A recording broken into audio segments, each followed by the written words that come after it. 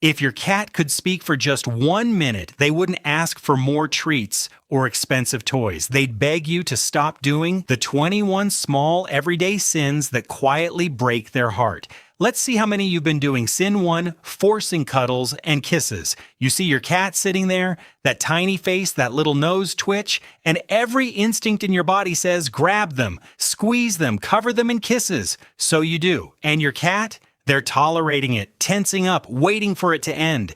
Cats are not wired like dogs. They didn't evolve to seek constant physical affection from humans. When you force a hug, hold them against their will, or smother them with kisses they didn't ask for, you're not bonding with your cat. You're teaching them that being near you is uncomfortable. Over time, that cat becomes the one who hides when you walk into the room, the one that never sits in your lap. You created that distance. With love. Real cat affection is on their terms. Let them come to you. And when they do, that moment is worth 100 forced hugs. But forced affection isn't the only thing quietly damaging your cat every single day. Sin 2 is something you're probably doing every single night without realizing it.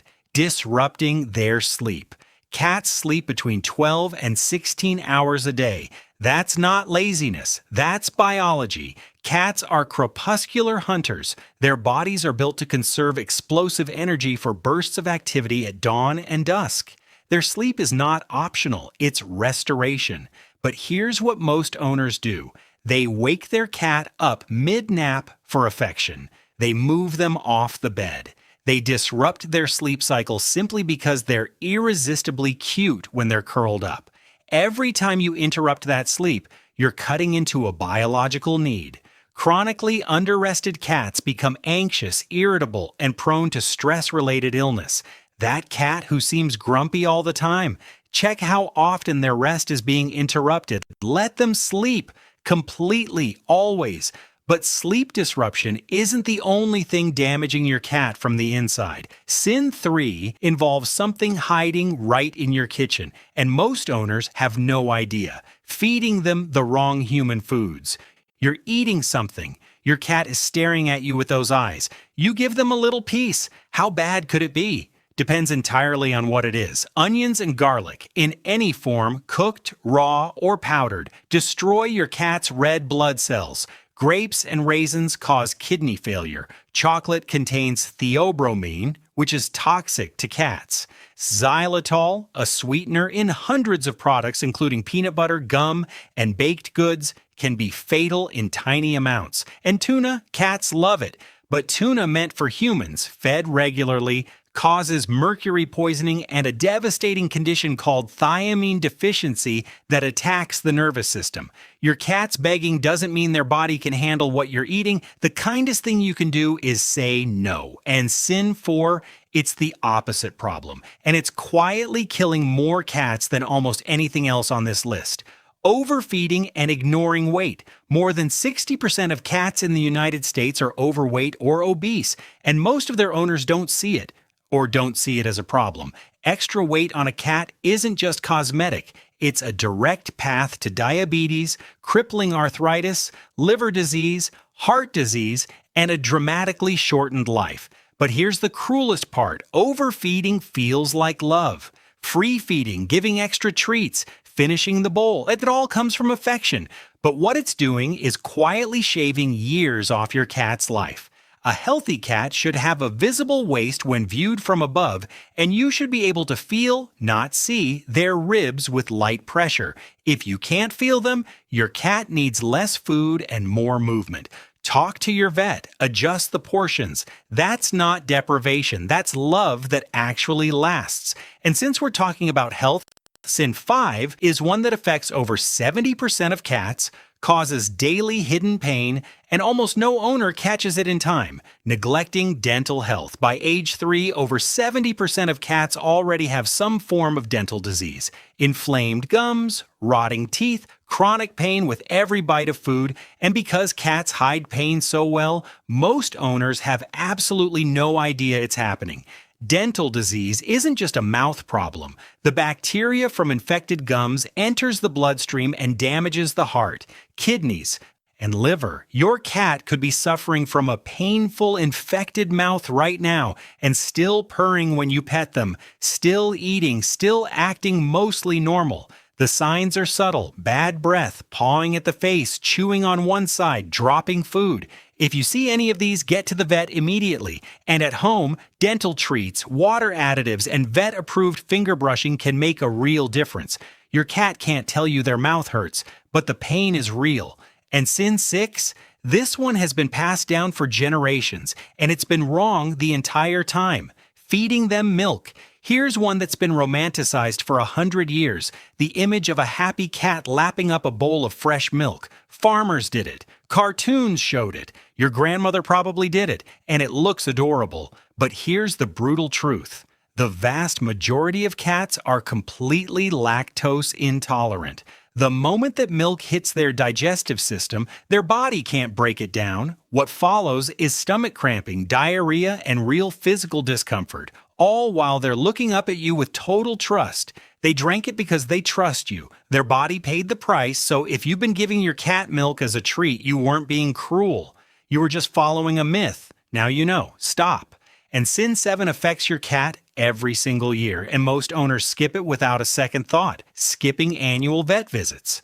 Dogs go to the vet regularly. Cats? Most owners skip it entirely, sometimes for years. The reasoning feels logical. Cats seem fine. They hate the carrier. Why put them through the stress? Here's why.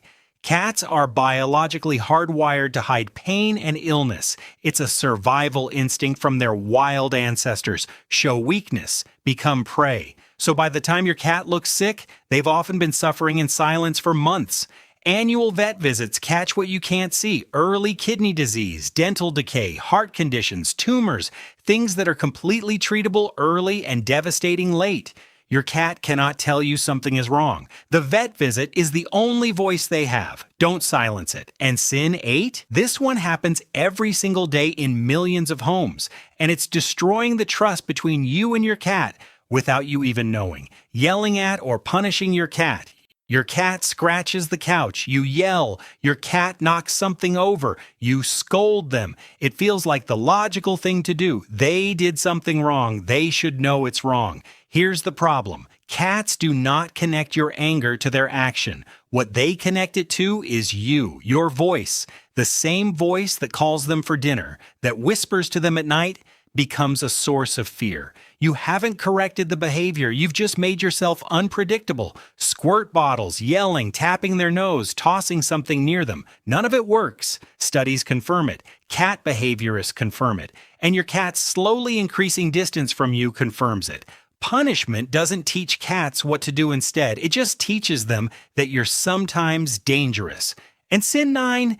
It's one that seems completely harmless, but it quietly destroys your cat's sense of security every single day. Keeping a dirty litter box.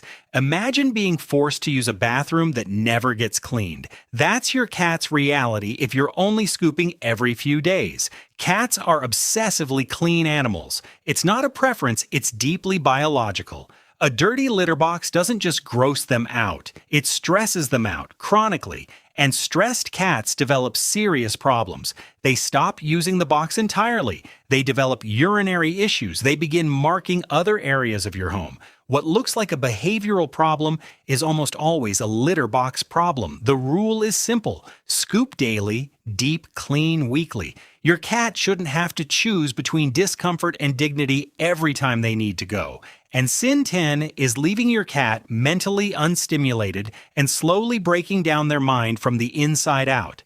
Leaving them mentally unstimulated. Cats are hunters. Their brains are wired for strategy, problem solving, stalking, and the thrill of the chase.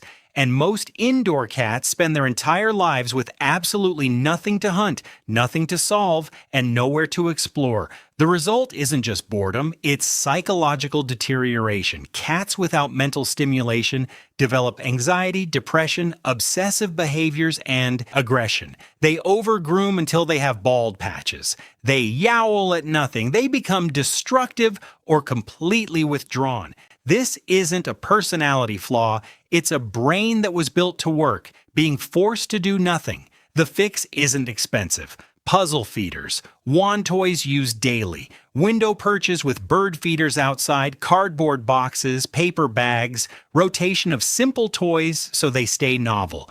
15 minutes of real active play every single day changes everything for a cat's mental health. And sin 11 causes even deeper damage because it's happening in plain sight every single day and you keep missing it, ignoring their body language. Your cat is talking to you constantly, every single day, and most owners aren't listening. A slowly swishing tail doesn't mean happiness, it means irritation, and if you keep petting, a bite is coming. Flattened ears mean fear or aggression. Slow blinking means trust and safety. A puffed tail means genuine terror. Exposed belly is not always an invitation to touch. For most cats, it's a display of trust, and grabbing it is a betrayal of that trust. When you misread your cat's body language, when you push past their signals, ignore their warnings, and keep doing what you're doing, you're teaching your cat that communicating with you is pointless, so they stop. They withdraw. They start reacting without warning because warning you has never worked. Learning to read your cat is not optional. It's the foundation of your entire relationship. And sin 12 is a danger hiding in plain sight, sitting quietly in your living room right now. Toxic plants in the home. Your home probably has plants, and if it does, there's a real chance one of them is slowly poisoning your cat every time they nibble a leaf, which cats do, constantly out of instinct. Lilies are the most dangerous. Even the pollen landing on your cat's fur and being groomed off can cause complete kidney failure within 72 hours. But the list doesn't stop there. Pothos, sago palm, oleander, aloe vera, peace lily, Dieffenbachia, all toxic to cats. All common houseplants, all sitting in homes right now where the owner has no idea. The terrifying part? Symptoms don't always show up immediately. By the time your cat seems sick, the damage may already be done.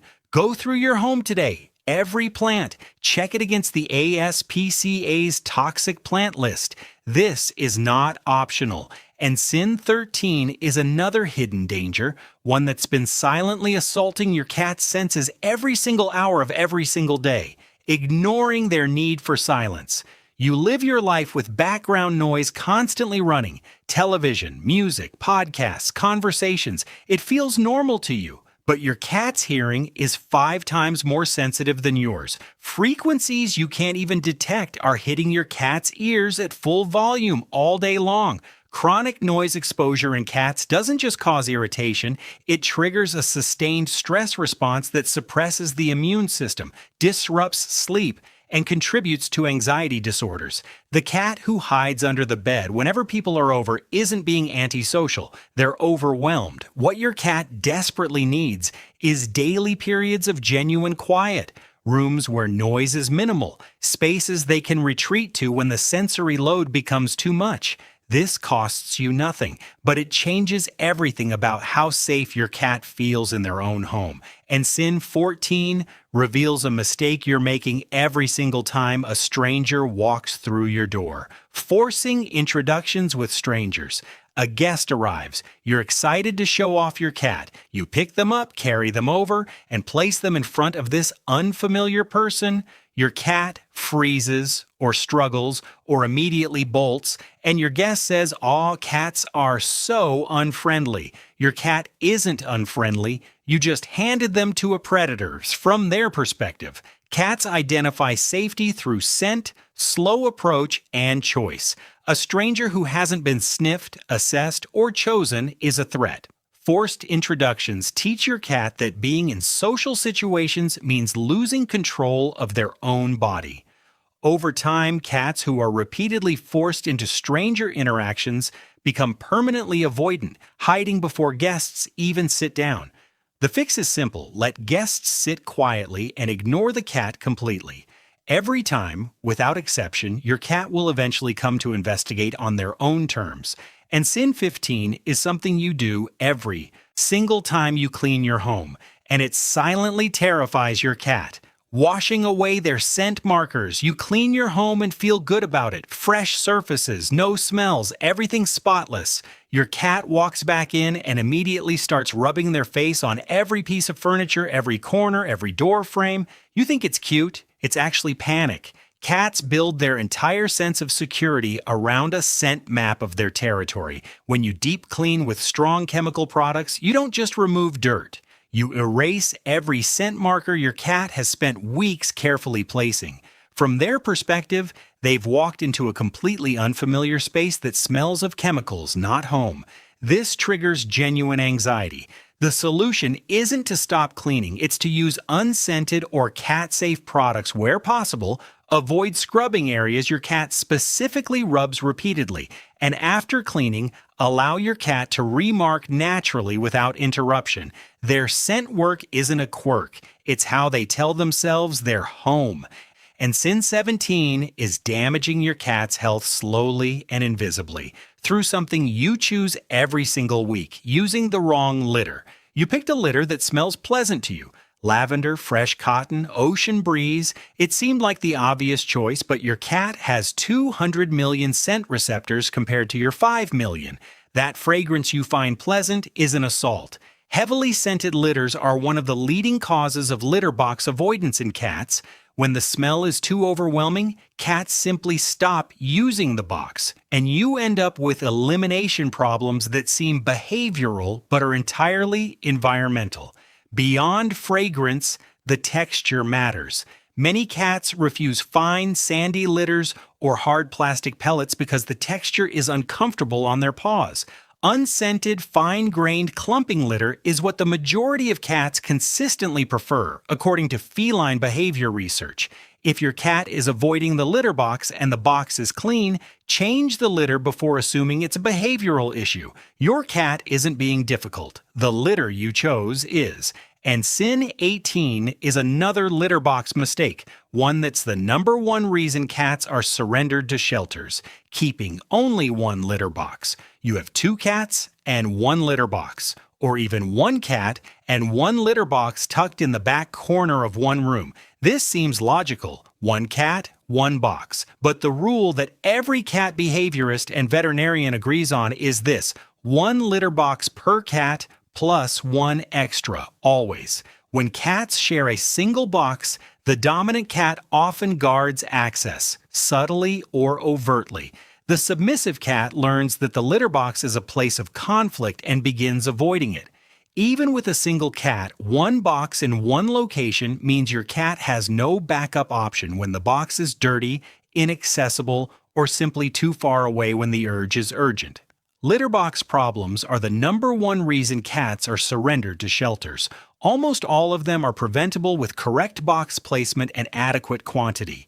Add another box today. Different room, different level of your home if possible. And Sin 19 is something you do every single morning that starts your cat's day with a flood of stress hormones, waking them with sudden, loud alarms. Your alarm goes off. Loud, jarring, immediate. You're used to it. Your cat, who was in a deep sleep cycle, is not. Cats experience deep REM sleep just like humans, and being yanked out of it by a sudden loud noise triggers a full fight or flight adrenaline response. Do this daily, and you're starting every single morning by flooding your cat's body with stress hormones. Over weeks and months, this chronic morning stress accumulates. Cats who experience repeated sudden wake-ups show higher baseline cortisol levels, increased skittishness throughout the day, and disrupted sleep cycles that affect their overall health. The fix is simple. Switch to a gradually increasing alarm or place your phone in a different room away from where your cat sleeps. Your cat's nervous system shouldn't be paying the price for your wake-up routine. Small adjustment for you, significant difference for them, and Sin 20 is something you probably think is completely harmless, but it's been silently hurting your aging cat every single day, treating every day the same as they age. Your cat is 12 years old and you're still playing with them the same way you did at age 3. Same intensity, same duration, same expectations, but your 12-year-old cat is, in human equivalent years, roughly 64 years old. That jump session that was effortless at 3 now causes joint pain. The rough play that was exciting at 2 now exhausts them within minutes. Most owners don't adjust, not out of neglect, but because their cat still shows interest, still comes when the toy comes out, still tries. What your aging cat needs is modified engagement, shorter play sessions, lower impact movements, softer surfaces, and increased rest periods between activity. They want to engage with you. Their body just can't do what it used to. Ignoring this mismatch means your cat is regularly pushing through discomfort to connect with you, and you're reading enthusiasm where there's actually effort and pain. Meet them where they are now, not where they used to be. I'm going to guess something. Most of you committed at least 7 of these sins without even realizing it. Am I right? Here's what I want you to do. Count every sin you recognized yourself in. Every single one. Then drop that number in the comments with your cat's name. Let's see who's the most honest person in this comment section. Because I already know the people who admit the most are the ones who love their cats the most. Prove me right. Comment your number right now.